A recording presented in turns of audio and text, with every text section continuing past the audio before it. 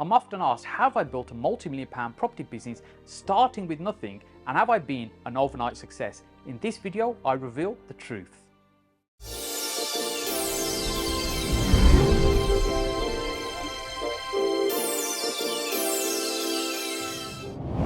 If you're watching my content for the first time, my name is Saj Hussain, and on this channel I share with you my 15+ years of property investing experience to ultimately help you get further faster in your own property investing business. If you have been watching content for any period of time, you know for the last about 2 years I've been producing content on a pretty regular basis around investing in property. However, the YouTube channel was set up about 10 years ago, so I had an interest in property for quite some time and the idea of sharing content. But the business really is about finding property. That's our core business. We find property, we'll either develop it and then to sell it on for a profit, or we develop it to try and keep it as high yielding income. And what's high yielding income? Well, high yielding income for us really is HMO properties, i.e. multi-let properties, and short stay properties, service accommodation, the Airbnb model. In both of those two models, we generate significantly more income than we would if they were just straightforward family properties. Now, those are the sort of properties we want to keep. The others we tend to develop, we flip on, so we have like a flipping strategy, and that's our core business. But then off the back of that, we've built management agencies that manage the property portfolio and manage the businesses, and then also we have the training and mentoring business where I help and support other people. Now, across the team, there's about 27 people that work with me. So that's where we are today, and this has taken nearly 16 years to get to this point. However, property has not always been my first passion. Initially, I was just curious about business and the idea of being able to make more money. Even a kid at school, I was selling computer games. By the time I'd left my secondary school, the computer equipment I had at home was probably way more expensive and powerful than what we had at school. And it was that fascination about just getting into technology nice and early. It was something I was interested in, but coupled with business. And the reason that turned into a business, because I really couldn't afford to buy the computer equipment that I wanted, that was really interesting at that time. And if you're thinking about when that is, this is kind of the early 80s, the Commodore 64 era, there's the Sinclair ZX Spectrum era. During that time, although I could maybe just about afford to buy the computer with some savings and help from the family, all the other gadgets and everything used to come separate, so you couldn't really get the computer to function properly unless you bought all these other things. And then what I found out, actually I could buy software and sell it on in school, make a little profit, and that allowed me then actually to be able to grow that computer equipment. And when I got to college, I kind of found other more interesting things to do rather than computers. And then when I moved on to university, I had a great set of housemates who were also very entrepreneurial, and that got us thinking about property again. So 1990 was probably the first time I really started thinking about property and maybe something we should do. We used to live in a shared house as 4 students, and we'd worked out what we were paying our landlord and maybe what the property's worth, and we thought we should be property investors. How much money are we paying our landlord? We went out, this was in Wolverhampton, not a great part of the city at that time we were in. Property at that time was probably about £20,000. But here's the thing, we looked at it, we analysed the numbers, but we never did anything about it. Those properties today are probably £200,000. So am I going to kick myself and am I going to feel regret that we didn't do that? Well, no, because when we regret what's happened, what we're doing is looking back. Really, what we should be doing is looking forward. It's like driving a car. Most of your focus should be on where you're going rather than where you've been. Yes, there'll be things that you've done in your life and you are where you are today, but that's the decisions we make. The only person we can blame for the decisions we make each day is the person we see in the mirror every morning. So we are where we are today because of each and every decision we make. So, you know, I don't live in regret. There's, yes, things we could have done that could have taken us on a different path, but we're here today because of the things that have happened. However, at university, what I did go on to do was reignite that passion for technology and computers, and I ended up starting a computer business. So before we even left university, I had a business set up where we were selling computer equipment. This was also at a time where many professionals, solicitors, accountants, they didn't have computers on the desk. They were still using word processors. Alan Sugar was still getting rich flogging word processors. So what we were doing, we were transitioning those word processors into PCs, putting PCs on the desk, and that actually grew into quite a nice business. And I'd partnered with somebody that I went to school with, somebody I'd known for a number of years. We became business partners to be able to launch that business. Now, we were in business together for, actually wasn't really a long period of time, maybe even a couple of years, I can't remember exactly, but probably wasn't even a couple of years. But very quickly, we started being strained on that business relationship. We started seeing things in different ways, and we wanted to go in different directions, but we also had a different attitude towards how we need to deal with people and business. His attitude was flog on something, take the money, don't care less, let's move on. And mine was, well, you know, we need to make sure they've got what they want, they're happy. If there's an issue, we need to be there to resolve it. It doesn't matter if it's going to cost us money. It doesn't matter if we lose money, we need to resolve any issues that arise. And this really started causing a fracture in the relationship, and we actually, that relationship fell apart very quickly. And then I went on and continued on my own. And at that time, it was a super painful time. I'd lost about £2,500 in this particular relationship. Now, when I look back now, I think, okay, that might not be a lot of money in the context, but at that time, that was pretty much everything I had. So I felt very wounded at that time when I continued to run that business on my own. But then with hard work and perseverance, and what it did do, it gave me a clear moral compass about we need to stay focused, we need to make sure we look after people, we serve people well. The business grew, we created some loyal clients. I'm not going to bore you with the whole story of that particular business. Maybe that's something for another video. If you want to know more about that, maybe pop in the comment section. But over for about 15 years, 14, 15 years, I ran that business. It grew into a very successful business. We made a lot of money in that business, and I had a good team of people working with me.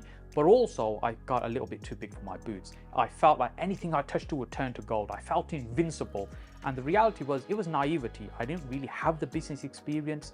I'd only ever ran that one business. And what happened very quickly is that the business started suffering certain parts. So what would happen is our maintenance and networking contracts would be very profitable. The box shifting side of the business, where we're just selling computer equipment and boxes on, was very challenging. The margins really small, the return rates were quite high, so we'd lose money there. And ultimately what happened, really due to a series of bad decisions on my part, because, the only person I'm going to blame is myself, not anybody else, that business actually came tumbling down, and it pretty much crashed out, and I was wiped out. This was really a year before that. It kind of felt invincible. I was a millionaire, had a really nice house, nice cars, nice holidays. Everything came crashing down. So I was licking my wounds for a period of time. And again, now I look back and, I kind of blame myself. But at that time, I really wasn't blaming myself. I was blaming everybody else. It was everybody else's fault. It was the market conditions. It was the recession. It was the customers were unreasonable. The prices were too high. The staff. It was everybody's fault apart from mine. But really, when you take a hard look in the mirror, it's that person we see in the mirror that has to take the responsibility. But it took a little bit of time to accept that, and I didn't really want to accept that. During this time, we'd purchased one property. My father, used to live with my father at the time. I was already married. My father's kind of encouraging us to move on and move out. We purchased this property, which was quite close to our offices at that time, and we picked it up at a very good price, not really thinking about it right now. But over time, we'd then sold that property. We'd made probably about £80,000 from that house within a couple of years. And that's not because we did anything smart, it's because the property prices were rising so quickly. Now, unfortunately, most of that money went back into the business and it all went. But the lesson was, we made a significant amount of money from that property by doing very, very little. And so this, it got me curious about property. And when you've got Asian blood flowing through your veins, you're talking about property, the early kid, you should get into property, you should get into property. And I never really did. I dismissed it because I was focused on the business. However, during those dark times, I was really blaming myself. I think I kind of went into a little bit of a depression. I was just kind of isolated, didn't want to see anybody, didn't want to talk to anybody. When I look back now, I can see I was in a depressive state, but at that moment in time, I wasn't really accepting that. And my wife would talk to me about, look, we've got to get back on our feet. We can't really survive like this. We've got to do something. And property was something that had made us a lot of money.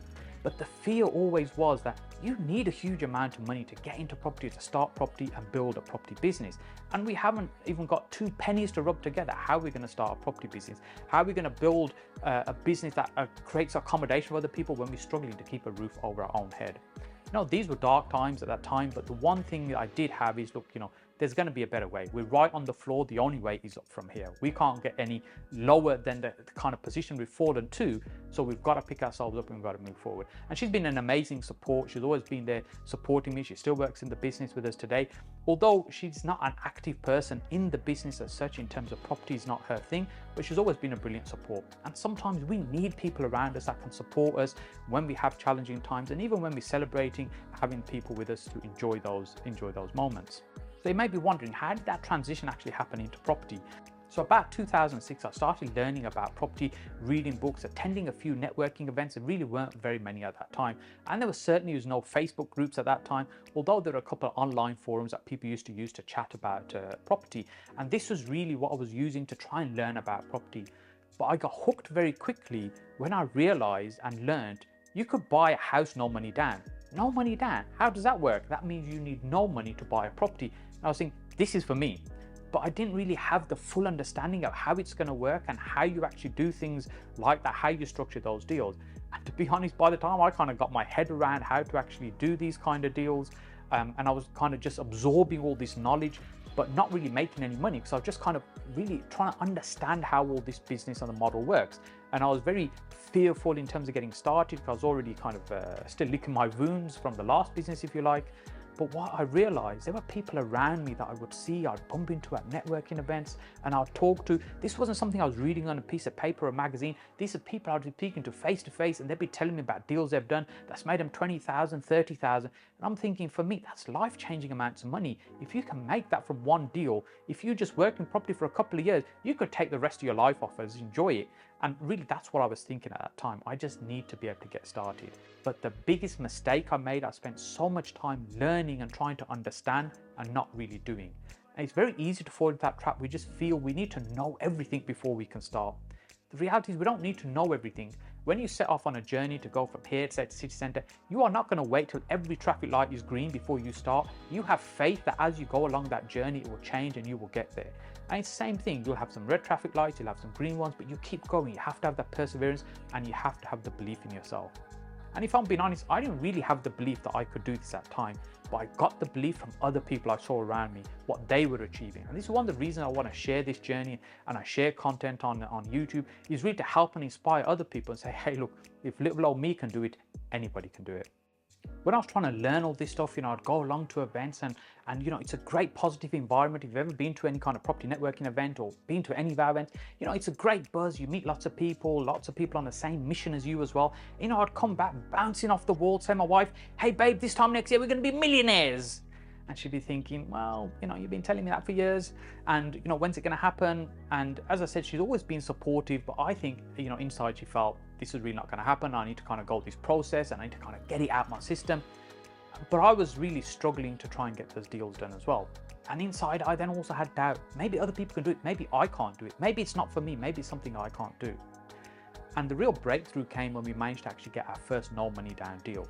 It was a deal that I'd worked on for quite some time. It's actually in Stoke-on-Trent, because at the time I felt I couldn't find deals in Birmingham, so I went a little further afield. Stoke apparently was very cheap. Very quickly found out why it's cheap. Hey, let's not talk about Stoke now. So at that time, when I'd met this couple, they were keen to sell. The property'd been on the market for some time. They were struggling to sell it, and they'd already found their next home that they wanted to move on to. It's a little bit further out into the countryside. It was a lot less money, but that's where they wanted to be. And they really couldn't find anybody to buy the property. And we managed to structure the deal so I was paying about 70% of the value of the property and then being able to finance it with a 75% mortgage. So pretty much I was putting no money into that deal. And I can't remember the exact numbers, but what I do remember, we got just under £4,000 cash back in the bank account. So that means I bought the property using no money. I got a set of keys, I have a tenant in the property paying rent, and I had cash in my hand as well. That was just unreal, and that was a moment that created massive belief. It was massive belief for my wife as well, because up until that moment in time, she would say to me, why on earth is someone going to sell you their house for less than it's worth? This is lunacy, it's not going to happen. These people you spend all this time with, it's some kind of crazy cult, because she was losing faith in it as well. But when it happened, that belief then was created. The belief that actually this is possible, you can do deals like this. The challenge also was that these deals started coming to an end because the way they were financing it, the finance market was moving very quickly. This is around 2007, 2008, the market was changing very, very quickly. So then what I started doing at that moment in time is, okay, now I've started to understand how I can find these deals and talk to people. What I would do is go out and find these deals. But if you remember at that time, if you're maybe old enough, or if you know what's happened in the market at that time, the market pretty much crashed. We were in a major recession at that moment in time. So there's an abundant amount of deals. People are struggling to sell property. There wasn't really very many buyers. So what I would do, I'd go out and I'd look at these deals and I'd find these amazing deals. Then I'd try and find people who could maybe buy those deals and charge a fee. 2,000, 3,000, 4,000, something along those lines, where I'd really just generate a fee. What I was doing, I was really just trying to create an income to be able to survive and still stay involved in property so I can continue to do more deals. But I didn't really have any money to buy property. No money down had come to an end, and I was thinking, how am I going to do this?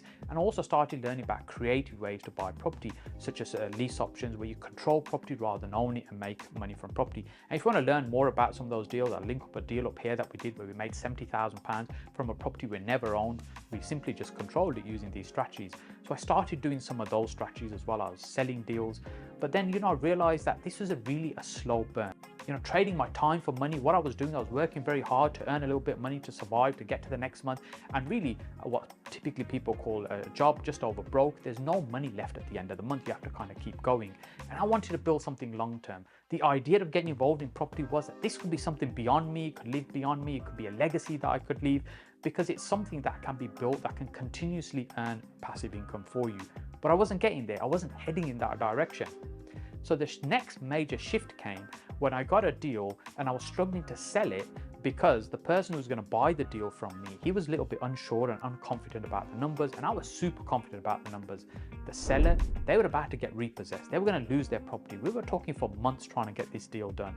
And I was thinking, look, if the buyer doesn't buy this property, he's going to lose out on a great deal. The seller's going to lose their property because it's going to get repossessed. They're at the end of the line now. And I've spent months trying to do this deal and I'll have earned nothing out of it. And I was really keen to make something happen. I more than anything, if I'm being honest, I just didn't want that person to lose a property repossession, because I'd met so many people during that time that were losing homes to repossession, and wherever I could try and help, I would. Not necessarily even earning a fee, but I could make something work. But in this situation, I knew it was a great deal if we could acquire that property. So what I agreed to do with the buyer, and I said, hey, look, you buy this property, I'll do the work in terms of tidying up. We didn't need a huge amount of work, a little bit of decorating, a few minor repairs, and I'll get it rented out for that figure I think it will achieve. And that really was a sticking point. He wasn't confident we could get that rent. What that meant was we ended up stumbling into our first joint venture business relationship. So we partnered on that deal where he paid for it, he acquired it, he spent the money that needed spent. I just really put the time, effort and work into it to make it work. And I was earning, about £27 a month or something from that property. Can't remember the exact numbers now, but it really was a pittance. But I thought, hey, look, you know what? The property was going to get lost to repossession anyway. He would have lost out on a great deal. I would have earned nothing. And this way, I've got one property that I kind of co-own and interest in, and we earn a little bit of profit of that each month. But that money will be forever. So, hey, look, it's not bad. So then I started doing more deals like that, where I'd keep a little share of the profit by doing the work rather than just earning a fee. So this was transitioning me from sourcing property to now co-owning property, and most of it was single buy-to-lets. But then I also realized, look, how many of these I'm going to have to do before I can even get a basic income of maybe even a couple of grand a month? A lot of properties. So we started thinking about how can we get more income from property? And I started learning about shared accommodation, where you can get multiple people renting property rooms from you in the house. A little bit like we did when we were students back in the 90s at that time and late 80s, when we had that brainwave of how much our landlord is making. It was the same concept, but the world had moved on. At that time, the accommodation really wasn't great. If I look back now, what we lived in then. So it's trying to create something nicer for the market. And so that transition happened. And as I started building up my knowledge about renovating, refurbishing property, we started flipping some properties while with partners. So the business then moved from sourcing to partnering on property to flipping property. Then over time, we started doing bigger projects and developments and renovations and building houses. And really that's what happened. So yes, it was an overnight success. We did it in about 2 weeks. It was absolutely not an overnight success. This thing's taken about 15 years for us to do.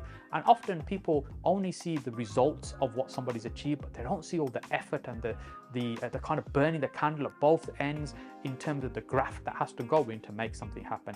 Yes, it is possible to make a huge amount of money in property in not a lot of time. It can be done, but generally it requires a lot of hard work and effort and persistence, so you can build a business that's sustainable, that's going to continue to pay you and make money for you. One thing I absolutely hate hearing when people say, yeah, it was okay for you, it was easy at that time. This is absolute nonsense. It's never easy to start any moment. But here's the thing, in property, it's never too late. I'm 53 this month. It's never too late to start in property, whether in your early 20s, in your late 50s. The thing with properties, you just need to understand the model, find the right strategy and go out there and do it. Talk about, I haven't got the experience, I haven't got the support. You can get the support around you. The experience can be worked out. The biggest challenge is the money that people have. Where's the money going to come from? If I start now, how am I going to find the money for those deals? Yes, I can go out and find the property. I can structure a great deal, but where's the money going to come from? But let me tell you this. If you've got a great deal, the money will be there. And the reason I say that so confidently is because I know there's an abundant amount of money there. People struggle to find the right people to invest with. So I was speaking to somebody a few days ago trying to help them with a deal, and they were struggling around raising money. and the positioning was all wrong in terms of how they're presenting the deal. I said, look, you really have to talk about the value you're bringing to the table. If you're bringing enormous value to the table, then yes, they're going to be looking to work with you. They'll be open to investing with you. If they can't see what value you're bringing, then why are they going to work with you? Why do they want to partner with you in a deal? Because it's not about your experience. It's about your commitment, your integrity. It's about the thoroughness of your analysis of the deal. It's what you're committing to it, how much research you've done. All these things are important, and you need to be able to demonstrate to somebody else that actually this is what I'm going to do. And yes, they will invest with you, and you will find it will become easier and easier as you start doing more deals. Yes, the first one's always going to be the difficult one to do. If anything, I'd say it's much easier to get started in property now than it was when we started 15, 16 years ago. At that moment in time, even the data wasn't there that it is now. The technology that exists now, meaning we can find data, we can connect with people, because it is a people business. The amount of people we can reach through social media, none of these things existed at that time. So now is actually the best time to get started. Yes, maybe I should have bought that first house in 1989 that we never did for 20,000, and it might be worth 200,000 today, but I don't live in regret, because there's always tomorrow, there's always more we can do. We need to focus looking ahead in terms of where those opportunities are and how we can make money from the climate that exists right now, the deals that are available right now. One of the key learnings during that process was really about the value of people, the relationships. And that's something I absolutely value more than anything else, the people around me, because they is what make things happen. So one of the reasons I run networking events, and one of the reasons I run the property meet every month, is really to be able to bring like-minded people together. Yes, I can help and support in their property journey. It also means I get to meet so many great people as well, but those people get to meet other great people, build relationships. Some of the people who are my business partners, who I work with today, who we've made so much money with together, these are people I've met many years ago at networking events, just how I bumped into them because I made the decision to turn up to a room full of people that I don't know to talk to them about one common interest, and that's property. During this process, I've made so many mistakes along the way as well. And one of the key mistakes I made was, I mentioned earlier at the beginning, I spent so much time just trying to learn this stuff, but not actually doing it. When you try to learn to ride a bike for the first time, you can't read that out of a book, jump on the bike and start riding it. The real learning comes from the doing. When you actually get on that bike, try and balance and then try and move forward from there. So actually doing is where the real learning is. And I really, for a couple of years, I was slow starting because I spent too much time in looking at the research, trying to analyze, reanalyze, overanalyze, getting analysis paralysis. So sometimes we've got to take a step back and have belief in ourselves to be able to say, right, let's do this, and then move forward from there. Another mistake that I made was taking too long to start working with other people. Because I got burned quite early in my first business, I was really reluctant to partner with anybody else. And I didn't really want to build another team of people again. But I realized the only way we're going to be able to build something substantial and scale these is to have amazing people around us and have partners we can work with as well. So taking too long to make the decision to do that, I think, was a mistake. We could have done that earlier. We could have started working with more people, taking staff on earlier. I remember I got to a point where I was probably managing about 60 rooms in our HMOs as we were building that business. And really that became my life. Every day I was managing tenants, moving them in, moving them out, finding new tenants, dealing with maintenance, dealing with repair issues, looking for new property, trying to onboard them. Really, I'd just become a property manager, and what I'd done, I'd really swapped what I was doing for a new role. That role was property manager, and that was not my objective. My objective was to build a business, build something substantial that could function without me and also would outlive me as well. And that's not where I was heading. And that's when I made the decision I need to start bringing people into the business, start employing people. At that time, we took on somebody part-time to start doing the viewings in the rooms. And when that person joined the team at that time, that was a big decision for me. It was the first person I was actually paying a salary to, because now it meant I had to earn more money to be able to pay them. And that's been a decision that maybe took too long making. I should have done that earlier on. And then it grew. We took a part-time accounts person on, and the team grew from there. And as I said, now we're about 27 staff in total.